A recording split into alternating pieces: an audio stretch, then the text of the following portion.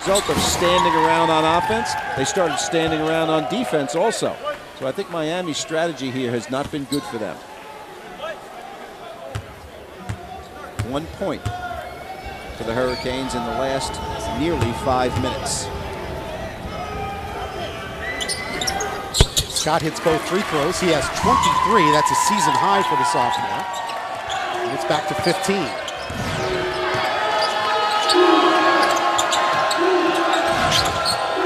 Chris Warren from way outside. Oh, nothing but net. 18 for Warren. They've given him his rhythm a little bit. He has unlimited range when that happens. 4 3-pointers for Warren. Adrian Thomas breaks the pressure. Not good, not good. And lost it. Wrong guy handling the basketball. Terrence Henry. Warren fires for 3 and hits. 21 for Warren, 5th 3-pointer. And it's a 9-point game. Batted out of bounds by Nick Williams. The problem right now for Miami in their lineup, they've got the 2 big guys in, and they've got Thomas, who's not a good ball handler. They need another guard in the game.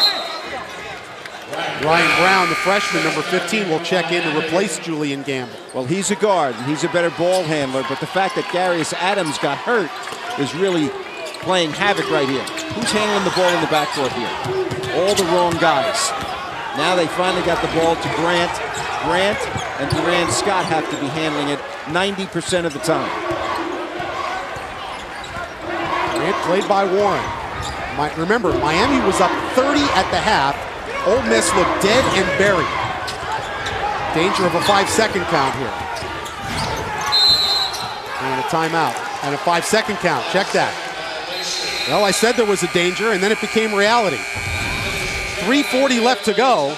A 30-point Miami halftime lead is down to 9. Chris Warren with 5 3-pointers has 21, and Ole Miss is right back in it. 3:40 left to go in Coral Gables. We have a game again, 79-70.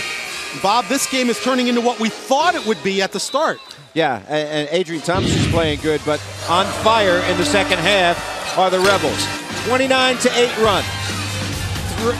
3-point shots, 7 for 11. Aggressive defense. Henry going the length of the floor.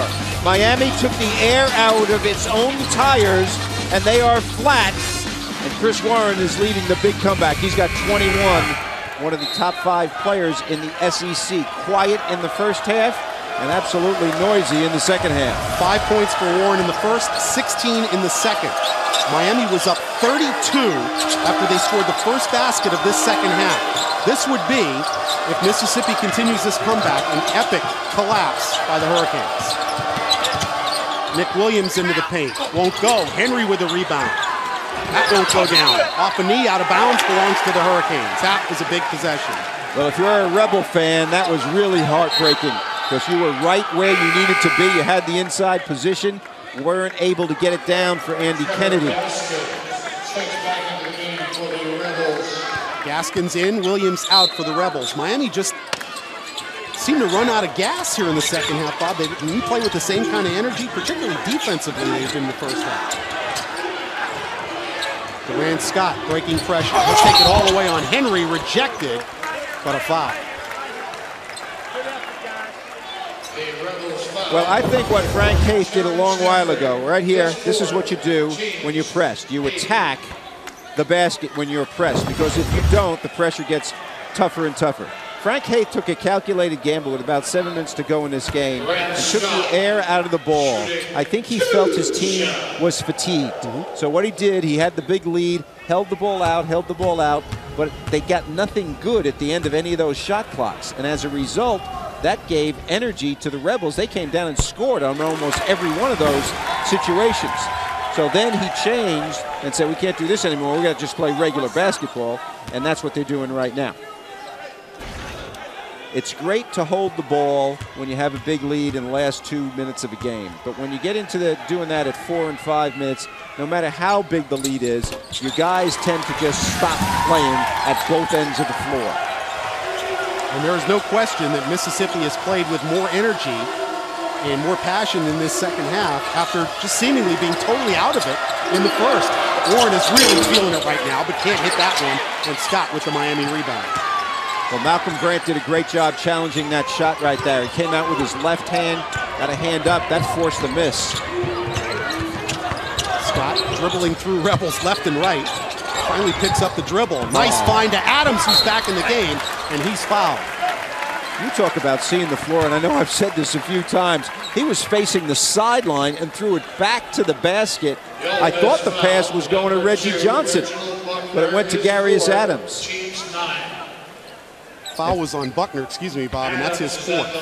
Now, this guy being in the game is important. The reason it's important is he's 6'6", he's long, not point so much, but he can handle the basketball. He's like a second point guard in the game. So now they have him and Scott and Grant, so unlikely that they'll be turning the ball over as much as they have been in the last few minutes. First point of the second half for Darius Adams. Hits them both. He has 5 in the game. And it's back up to a 13-point lead. Miami's still not out of the woods yet. Not with the way Ole Miss has been shooting threes in this second half. Chris Warren guarded by the much taller Adrian Thomas. Henry to Gaskins. Gaskins penetrates, cut off by Johnson. Grant, guarded by Adams. Grant is never in help position this possession. He stayed on Warren all the way. Smart playing by Malcolm Grant. Warren's the guy who could hurt you the most. He's over here in this corner, not even trying to go in there and help. This is not going to kill you. If you're a Miami fan, you don't like this call. You feel like it was a block, but it's not. At least Ray Natili didn't think it was. And he's the only one that matters. Yep. I don't see any stripes on your shirt. Graham missed the first one. He's got 18 points tonight. But see, that's not a bad play, all right? He goes to the free throw line. He misses one. Instead of letting Warren try to take a three, and the way he's on fire right now, that's going in. So face guard Warren wherever he goes. Don't even try to help defense. 19 for Zach Graham. Miami worked on this play in their shoot-around today. You're allowed to throw the ball out of bounds as long as it's not after a turnover. If it's after a basket, fine. See, now this is solid handle. He got fouled a couple of times but kept his composure. Having that third guard in the game is very, very important. Blocking foul. That'll go against Andrikas Nelson. Rebels are in the double bonus, or over the double bonus, and Durant Scott will go to the line.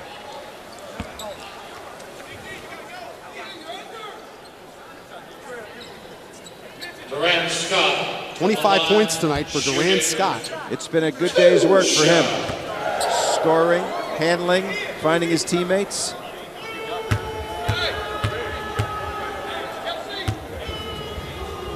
.201 left to go in the game. Scott rattles the first one in. He's hit 7 consecutive free throws. Metro PCS Orange Bowl Classic on December 18th. Central Florida and the Hurricanes. And then it's K-State, the return of Frank Martin, the head coach to South Florida, taking on the Florida Gators. We'll have the doubleheader on Fox Sports Florida starting at 1 o'clock. That is a nice double header. Donnie Jones, the new coach at the University of Central Florida. Former assistant with the Gators, trying to get that thing going. Shoot threes, press full court. They're exciting. Speaking of exciting, there's Chris Warren. Had it stolen by Durant Scott. Scott the other way. Let's see what he decides to do. Pull it out. Good decision, Bob? Absolutely good decision. With this much time left, the great play was the steal. Adrian Thomas gives it up to Durant. So you're under 2 minutes here, and you got this kind of a lead. This is what you want to do. Floater won't go, but Durant gets his own rebound. Nelson all over him. They'll call jump ball. Possession arrow belongs to the Rebels.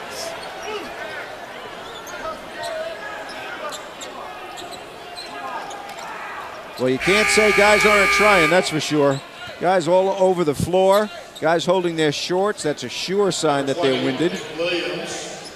Frank Haith was all over Tim Nestor saying, where was the foul on that possession?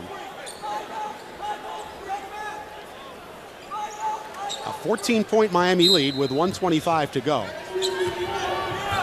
The Mississippi Rebels have mounted a tremendous second half comeback, coming from 32 down. Warren drives and scores. Desperation times have made Warren into a very, very productive player. You talk about a guy who's played 20 minutes of unbelievable basketball. Number 12 in the blue has done that big time in this game. You can see why he's an all-SEC performer. And yet, a tale of two halves, obviously, in this one. Miami in the first half. Sorry, intentional foul situation right here, huh? That's what they called. By the way, Chris Warren, as Gary Adams misses the first free throw. Number 12 for Ole Miss, the active SEC leader in points, three-pointers, and 20-point games. So yep. We've seen evidence of that here in the second half. You've seen him. You've seen him. Adams hits 1 of 2. He has 6 points in this basketball game, but his value to the Hurricanes, especially at this stage, goes far beyond that. Yes, it's all ball handling and passing and being sure with the ball. And because of the intentional foul, that's the second, by the way, called against the Rebels in this game. Miami gets to retain possession. The third. Third, correct, yep. Including the dead ball. Yep. Malcolm Grant. Guarded by Warren with a minute to go. Got to watch the 5-second count here. They got one of those with Warren on Grant. Gary Adams. See, this is where he helps. Working on Nick Williams. The lob for Reggie, too far out of bounds. Good idea, poor execution. Well, clearly Miami needs to work on converting at the end of shot clocks, because they did not do a good job of that in this game. Warren kicks it off to Nick Williams. His three on the way, won't go. And Reggie Johnson pulls in a rebound. That should be a double-double for Reggie. Second half of this game was the all guards. Handle, shoot, outside. Great effort by Ole Miss. Terrific first half by Miami. They were up 30. They did absolutely everything right. And I am so glad that Ole Miss battled back, because it would have been real boring if they wouldn't. They did make it interesting. Maybe the best first half I've seen Miami play under Frank Haith against a quality team. They were up 30 at the half, 32 to open the second half, as Reggie Johnson had the first hoop of the second, and they hang on to win it by 14. Miami improves to 5-2. Ole Miss drops to 3-2. Their first loss away from home. When, hang on a second, this game is not officially over. It's 1.2 left to go, so our scorekeeper was a bit quick on the trigger. There's Warren with the inbound. And no good. And now it's official in the books, an 86-73 win. But Bob, this turned out the way we thought before the game, that it would be a tight, close game between a couple of teams from the SEC and the ACC. It started out to be a rout, turned out to be interesting. It was very, very interesting, and you saw a lot of character on the part of the Rebels. Durant Scott was terrific in this game. He really played great both halves, and his ball handling and passing and scoring very much in evidence. Early in the game, beating his big men, rewarding them for doing the dirty work, then taking the ball hard to the basket when it was available. Solid performance of the game. SunTrust's player is that guy, Durant Scott. I love his passing. Durant Scott with a season-high 27 points. Our SunTrust solid performance of the game from Durant Scott, the sophomore out of New York City. 27 to lead the Canes as Miami wins it by 13. Bob and I will be back to wrap it up from court.